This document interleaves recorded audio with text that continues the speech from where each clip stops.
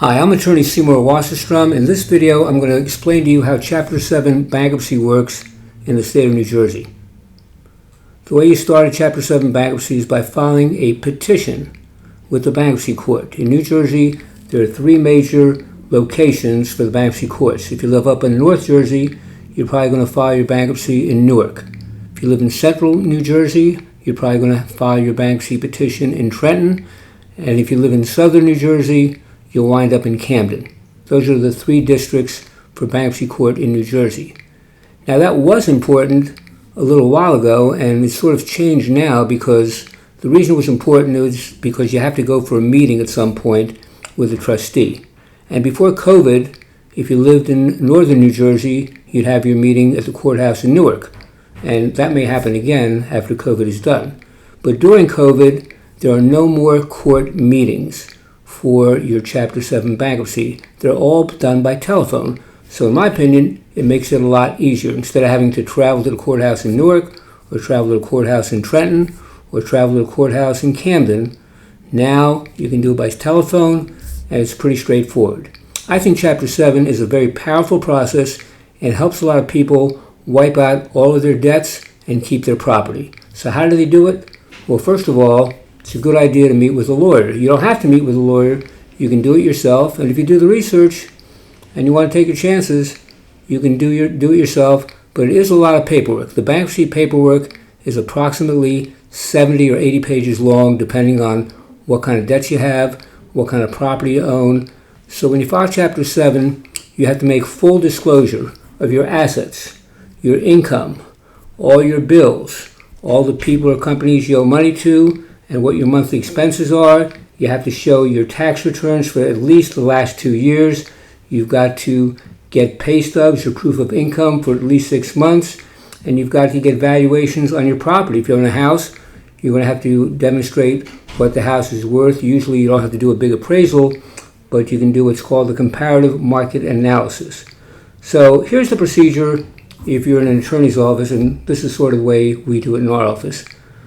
Initially, we hear from a client most of the time by telephone, and we like to interview you for free on the phone, not just to interview you, but to give you a complete analysis and evaluation of your situation, because everyone's case is different. There are certain principles that apply to everyone in bankruptcy, but everyone's case is different. It depends on what kind of bills you owe, it depends what kind of assets you have. So we want to ask you, do you own a house? Do you own a car? Do you have a mortgage? Is your house paid for? Are you making car payments? Do you have a lot of money in the bank? Do you have stocks or bonds? How many cars do you have? Are your cars financed?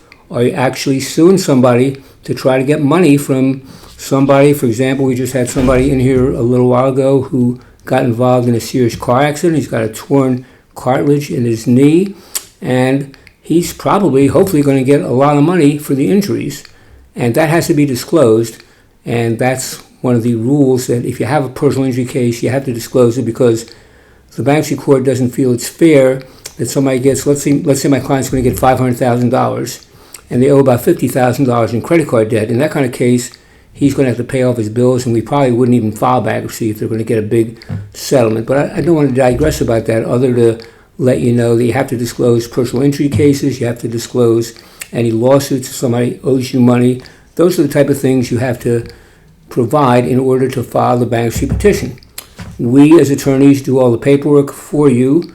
We have to go over it with you in detail. You have to swear and sign that all the information you've given is true and correct. We have to have, if you're working and getting paid by checks or W-2 employee, we have to show all your pay stubs or proof of income for the last 6 months. If you're in business, you have to show what your proof of income is by usually getting statements of your income. Profit and loss statement is what they usually call them. And if you're getting Social Security, unemployment, welfare, any other type of benefit, Social Security, all that has to be disclosed. We have to disclose all your bills, which aren't just credit card bills, but you can also, even if you owe money to some relatives, maybe your aunt loaned you some money, you have to disclose that as well. You have to disclose any transfers of property that you've made in the last 4 years. If you've given away property or sold property, you have to disclose that. So it's a lot of disclosure, and you're going to swear under oath that all the information is true and correct. So make sure you tell your attorney the truth, because you are going to have that meeting with the trustee, as I said, by phone. When you used to go to the courtroom and sit down in front of a trustee, there were big signs in the court saying, you're swearing to tell the truth and you're facing penalty of perjury and possible fines of, I forget what it was, $50,000 in jail time, 2 years, 3 years, whatever it was. So you got to make sure to tell the truth, and especially when you have the meeting. Always tell the truth. Tell the truth to your attorney. But when you're under oath in front of that lawyer, if you are going to court or by phone, even though it's informal on the phone, you better tell the truth. And sometimes, if you don't tell the truth, it's almost certainly going to catch up with you. So that's very, very important. Make full disclosure. Don't hide anything, because we don't want you to get into trouble. So the petition is filed. We do it electronically once we complete the petition, and you've got to pay a court filing fee. Right now, the court filing fee is something like $338 for Chapter 7. You're going to have to pay an attorney fee if you have an attorney, and just about every attorney in a Chapter 7 is going to tell you that they've got to be paid in full. Their fee has to be paid in full, and the court costs have to be paid in full. And the reason for that is because Bankruptcy Chapter 7 is a very powerful process, and it wipes out all your bills, generally speaking, from before the bankruptcy. Guess what? If you owe your lawyer money when you file the bankruptcy, that lawyer is a creditor, just like you owe the money to the credit card companies. And it's sort of like a conflict of interest. Here you owe your lawyer money. He's going to file bankruptcy for you and get you out of debt. Well, that debt that you owe the lawyer is also going to be, in most cases, wiped out by the bankruptcy. So most lawyers are going to tell you, we'll work out some kind of payment plan with you, but we've got to be paid in full, and you got to pay that $338 for the court fee as well. Fees from attorneys vary. Some are cheaper than others. Some are better experienced and more experienced and know a lot more than others. So I would say, if you're going to file bankruptcy and hire an attorney, check out the attorneys that you're talking to. Don't just necessarily hire the first attorney you see or talk to, because you might do better. At least get 2 or 3 opinions. That's my opinion. Maybe somebody else will tell you something else. So you file your petition. When do you have that meeting on the phone? It's approximately 4 to 5 weeks after you file the petition. Usually those meetings are very straightforward. Most of the people who conduct the meetings are attorneys. Some of them are accountants or businessmen, but they're appointed by the court. It's sort of a one-day-a-month job. They have their own occupations. They do whatever they do. Most of them are lawyers, and they just listen or administer roughly 40, 50, or maybe even 60 cases a day. They're listed 5 or 6 cases every 30 minutes. They usually start at 9 o'clock. If you're scheduled for 9 o'clock, you're probably going to get on there pretty quickly.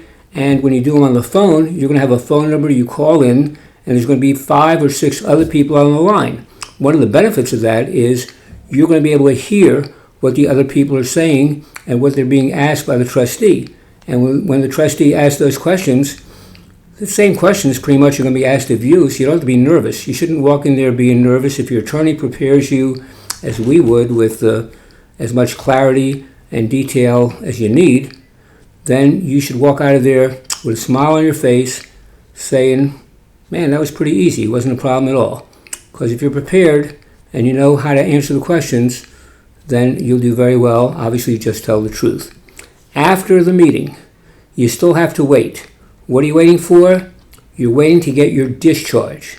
That's the magic term. Discharge is a legal term that means your bankruptcy has been completed, successfully completed, and your bills are officially released. They're wiped out. You don't owe any more money to any of your creditors, and that even includes mortgages on houses. That's a different subject for a different video, but you actually wipe out your mortgage, and you don't have to pay your mortgage anymore. At some point, if you don't pay your mortgage, you're probably going to lose your house. But I've actually had clients live in their house for 9, 10 years without making a mortgage payment. And I said that's a subject for a different video if you want to watch a video about how to stay in your house as long as possible without paying your mortgage.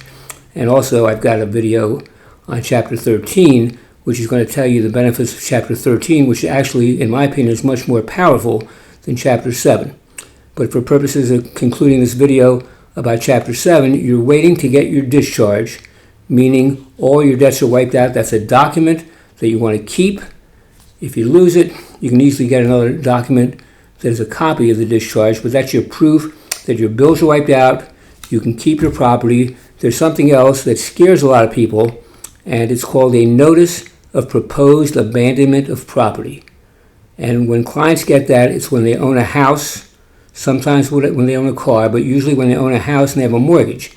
And when they see it, because it's written in a certain legal language, 90% of the people probably call us up and say, what is this about? Because we tell them about it in advance, but it's hard for people to remember everything about bankruptcy. It's a very specialized area.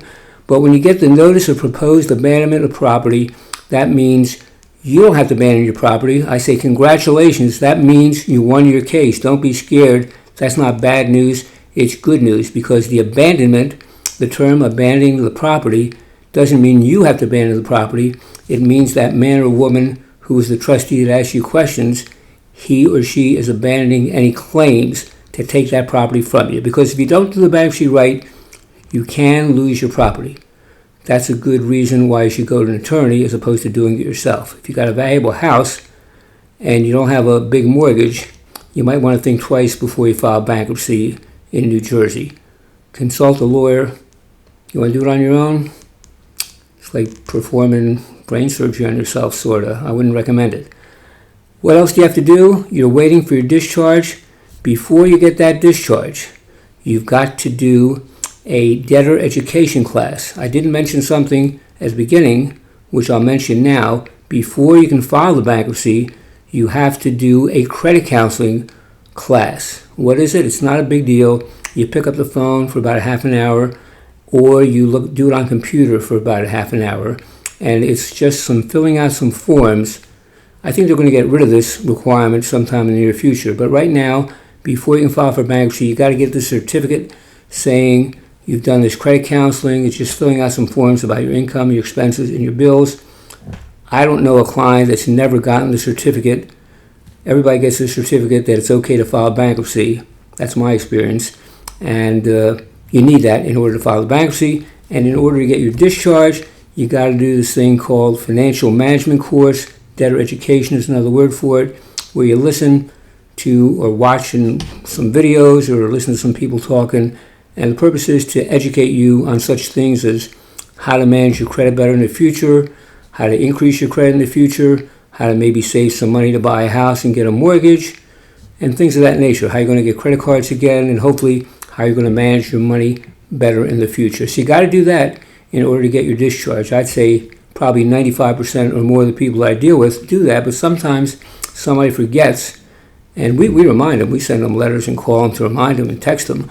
But if they don't get it done, if you don't get that done and you don't get your discharge, you just wasted a lot of money, you wasted a lot of time, although there are ways to reopen your case, but it's going to cost you money. So that's an important step. It's not talked about as much as probably it should. You got to do that debtor education course. After that, you got your discharge. So let's quickly review. You start by submitting a bankruptcy petition. You have to supply a lot of documents. Obviously, your attorney's going to need your bills. We're going to need to know what you own by way of real estate or personal property, stocks, bonds, etc. We're going to have to list all your bills. If you don't have your bills, we can get a credit report on you. And there's a free credit report that you can get by going to a website. The website is annualcreditreport.com. So we want to list all your bills, but even if you forget to list somebody, the law is if you file Chapter 7 and wipe out all the bills and you forgot somebody, that debt in all likelihood is also going to be wiped out. So there's nothing to panic about if you forgot one or two bills. We prepare all the paperwork for you. We file. If your case is officially started, congratulations. All the bill collectors have to stop bothering you. They can't sue you anymore. They've got to stop wage garnishments and all those actions against you.